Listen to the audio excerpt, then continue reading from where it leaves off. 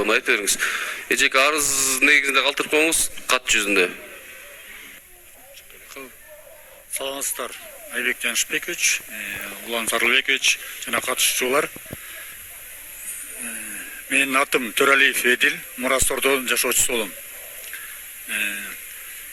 Менин мындай суроом бар да.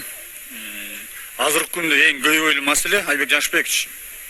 Буга чейин 2 жылдан бери мына кайрылып келатабыз бир транспорт боюнча, Өзбекстандын автобус боюнча да. Билесиздер, биз шаардан 20 км алыс турабыз. Жолубуз да анча эмес. 40 мүнөт, 45 мүнөттө келебиз. Эч кандай условия жок. Биз буга чейин суранып келгенбиз да, ушу 5 эле автобус жүрөт. Бир жаңы автобус киргизип берип келечи депчи. Азыркы күндө эң көйгөй башка темадан мурундач транспортты чечпесеңер жаңы айттыңыз го, экөөнүн туруусу чечпей коюп, ушинтип бир чечип берип коюңузчу бир элдин көзүнчө. Мына жерде 5 Элдин көзүнчө дегенде мындай да, эми ал жерге силерге узун автобустар бара албайт. Аны билесиз да. Азыр биз деген жаңы жанакындай 8 метрлик автобустарды алынганда бизге толукталганда биз ошону жүргүзө алабыз силерге. Ошондуктан силерге азыр жанакы узбечкалар барып атат автобустар. Туурабы? Айбек Жанышбекович. Жок, мен сизге айтып атпайм, эми болгондо, ал автобустар болгондо биз жиберелик силерге. Макулбу? Ошо кайсыл убакта болот бизге?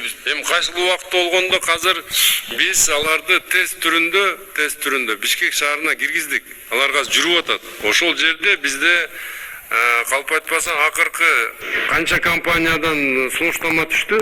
12 компаниядан сунуштама түшкөн. Биз 4 компаниянын автобусун алып келдик Бишкекке. Азыр алар жүрүп атат. Анын эрежеси бар, анын дагы тартиби бар. Ошол тартиптин баарын жүргүзгөндөн кийин, анан кийин акча каражатын аныктагандан кийин биз ошондо жаңы автобустарды алгандан кийин биз жиберебиз аларды. Макулбу? Yani düşünüp атам. Түшүнүп аткандай жооп ошондой эле болот да азыр. Сизге жооп бербедик. Кийинки суроого өтүңүз. Гөл маселеси боюнча бир сунуштум бар эле да. Гөлдөрдү билесиздер да, курчалбай турат, баягындай эле темада турат. Азыркы убакта гөлдөрдү мына көзөмөл кылган эч бир орган жок. Мындай айткандачы, каалагандай бок төгөбү, балыктарга кылабы, ушундай бир неприятный бир жыттарды төгүп бир балык кылып атат да, мындай айткандачы. Айбек Жанышбекович, мен бизден ушу элдин атынан сурап кетет элем. Бир выездной кылып бир барып берип коюңузчу, өз көзүңүз менен көрсөтүп коюн, ошону кылып аткан. Биз бардык нерсени айтсак делечи, эчтеке эметпейбиз да, мындай айткандачы.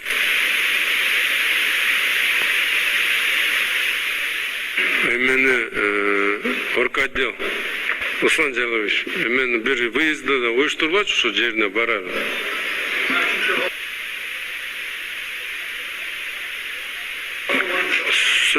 Кош берип коелачы, микрофон айтып алсын суроону аягына чейин. 10 километрдей суу линиясы тартылган кезде быйылкы титулга кирилген экен да. Бирок дополнительный скважинага каралып атыптыр да. Биз бул суу киргенге чейин эле жайында суу напор жок, вообще жок. Ушул бир сураныч сиздерденчи. Быйылкы ушу сууга киришип атканда ушу дополнительный скважинаны да киргизип берсеңиздер, мына азыр уктум да, ошондочу скважина каралбай калыптыр. Негизи Горводоканал муктаждык барбы бизде?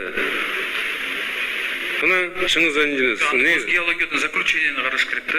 Жок, ошону карагыла да. Биринчи эми мындай да, биринчи адистерге берилип тапшыруу, карап чыксын. Ошондо барбы скважина, кошумча скважинага мүмкүнчүлүк? Карап берелик айбек. Себептен да биз азыр аяка скважина койгондо, скважинанын да коргоо зонасы бар.